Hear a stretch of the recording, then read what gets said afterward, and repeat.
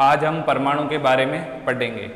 परमाणु के इतिहास के बारे में जानकारी लेते हुए हम सर्वप्रथम ये ज्ञात करेंगे कि भारतीय दार्शनिक महर्षि कणाद ने परमाणु की खोज की थी। किसने की थी? सर्वप्रथम 500 ईसा पूर्व महर्षि कणाद।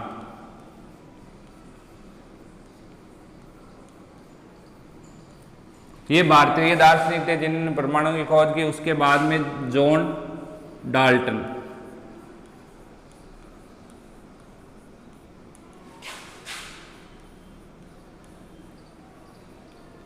(1808) ईस्वी में परमाणु का क्या किया?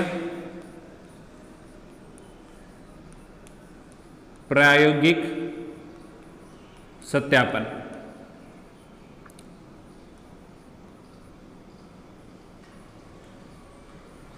क्या किया? प्रायोगिक सत्यापन। प्रायोगिक सत्यापन इन्होंने कुछ नियमों के आधार पे किया।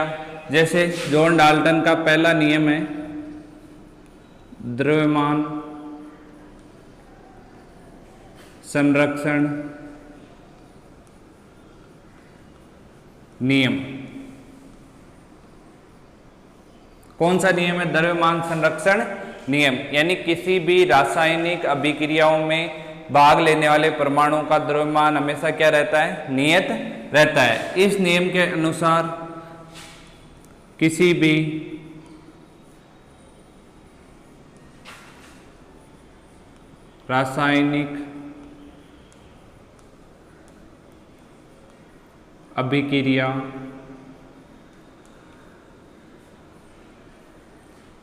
रासायनिक अभिक्रिया में परमाणु का द्रव्यमान हमेशा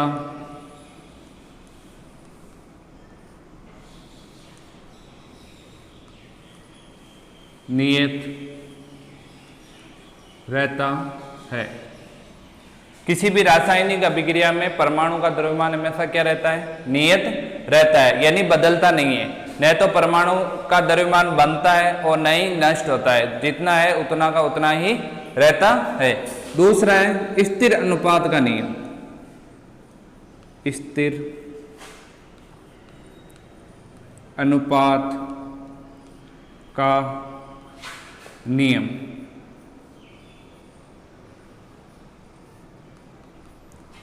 स्थिर अनुपात का नियम, इस नियम के अनुसार परमाणु के अंदर जो परमाणु पाए जाते हैं उनका अनुपात क्या रहता है? नियत रहता है। जैसे उदाहरण के तौर पर हम बात करते हैं जल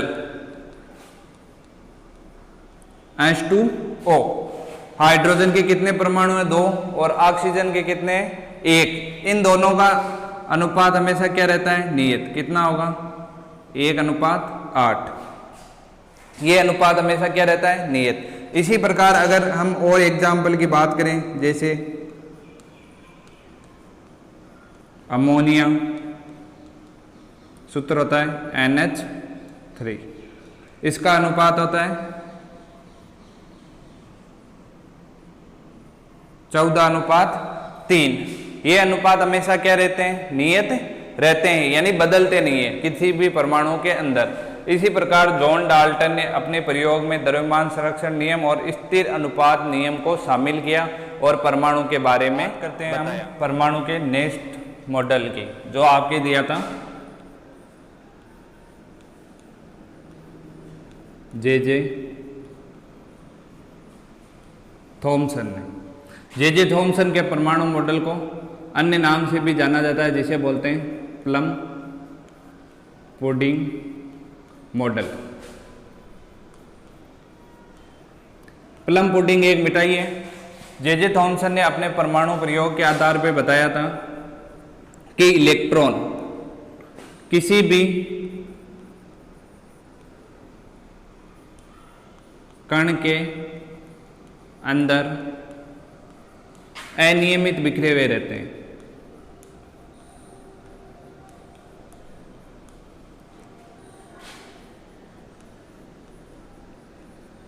बिखरे हुए रहते हैं और इनकी सतह पे क्या रहते हैं, धनावेश। ये जे थॉमसन ने बताया था तथा जे थॉमसन ने सर्वप्रथम परमाणु का क्या दिया, आकार, परमाणु का आकार किसने दिया, जे थॉमसन ने। कितना होता है, 10⁻⁻10 मीटर या 1 एंगस्ट्रॉम।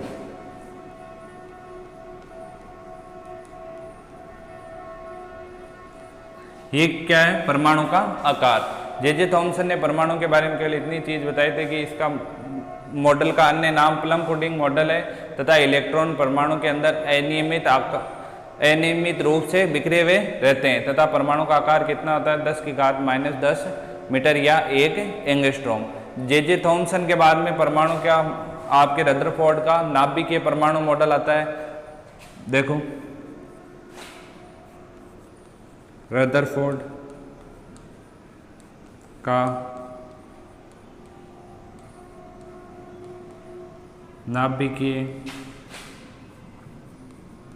परमाणु मॉडल।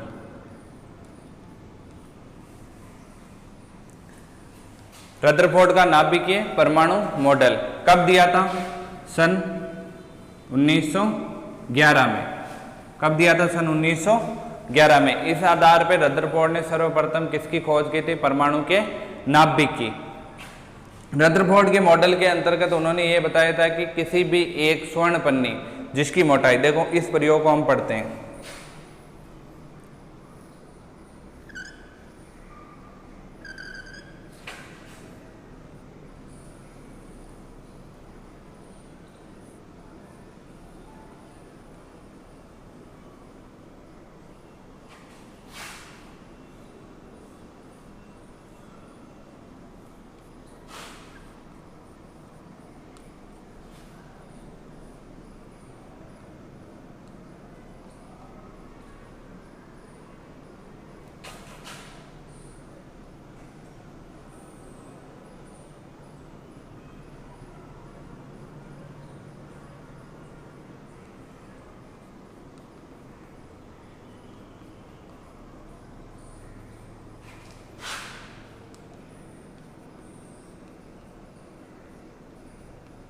स्वर्ण पन्नी, आकार कितना है या मोटाई 10⁻⁷ मीटर, ये स्वर्ण पन्नी की मोटाई है तथा इसकी एक सतह पे किसका लेपन किया जाता है, जेडनस का, जिंक सल्फेट।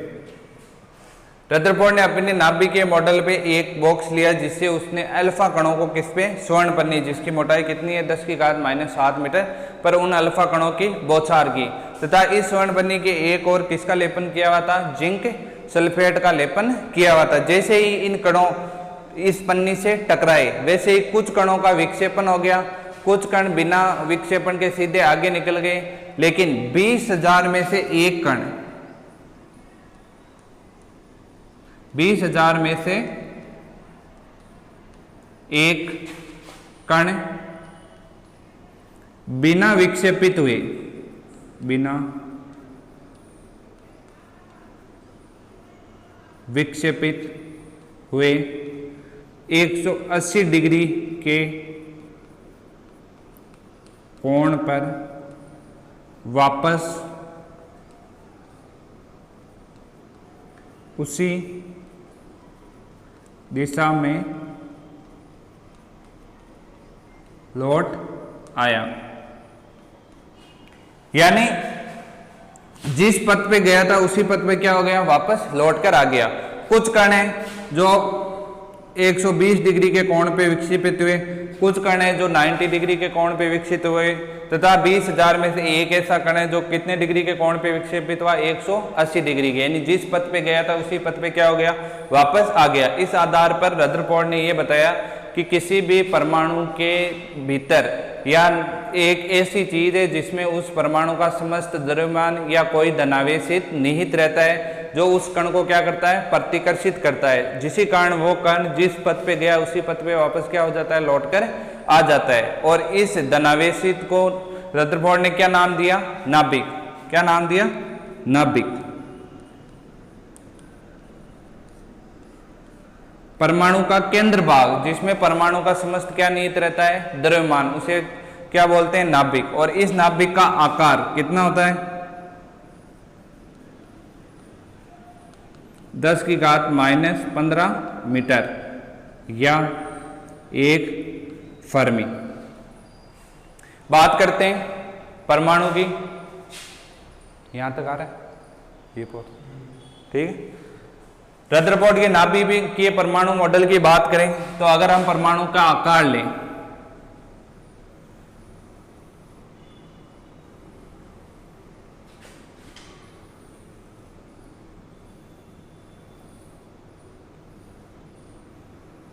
परमाणु के नाभिक के अंदर आपके पॉजिटिव आवेश और उदासीन कण न्यूट्रॉन, ये दोनों पाए जाते हैं, प्रोटॉन और न्यूट्रॉन। इन दोनों कणों को सम्मिलित रूप से किस नाम से जाना जाता है, न्यूक्लियॉन्स। क्या बोलते हैं, न्यूक्लियॉन्स। न्यूक्लियस के अंतर्गत आपके प्रोटॉन प्लस न्यूट्रॉन। प्रोटॉन पे चार्ज आपके पॉजिटिव होता है और न्यूट्रॉन क्या होता है, उदासीन, न्यूट्रल। प्रोटॉन पे आवेश कितना होता है, +1.6 × 10⁻⁻19 कूलाम, जबकि न्यूट्रॉन पे आवेश क्या होता है, 0, यानी कोई आवेश नहीं होता। परमाणु के चारों ओर क्या पाए जाते हैं, कक्षा या कोष। इन कक्षा या कोष में स्वतंत्र रूप से क्या चक्कर लगाते हैं, इलेक्ट्रॉन चक्कर, इलेक्ट्रॉन चक्कर लगाते हैं। परमाणु का आकार दिया उन्होंने अपने प्रयोग निष्कर्षों के आधार पर यह बताया कि परमाणु के केंद्र भाग में परमाणु का समस्त द्रव्यमान निहित रहता है तथा उस केंद्र भाग को रदरफोर्ड ने क्या नाम दिया, नाभिक। अतः नाभिक के खोजकर्ता किसे बोलते हैं, रदरफोर्ड को बोलते हैं। रदरफोर्ड के बाद में नील्स बोर ने हाइड्रोजन परमाणुओं पे अपने प्रयोग किए तथा उन्हें हाइड्रोजन परमाणुओं के बारे में बताया, यानी हाइड्रोजन परमाणु के बारे में बताया। रदरफोर्ड की कुछ कमियां भी हैं, उन कमियों के अंतर्गत रदरफोर्ड ने बताया था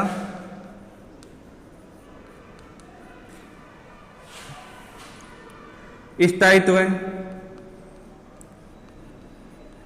के बारे में व्याख्या नहीं कर सका,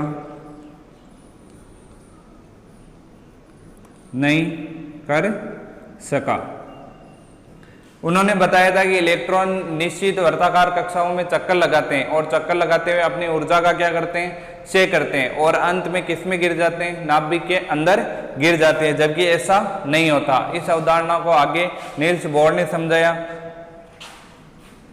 देखो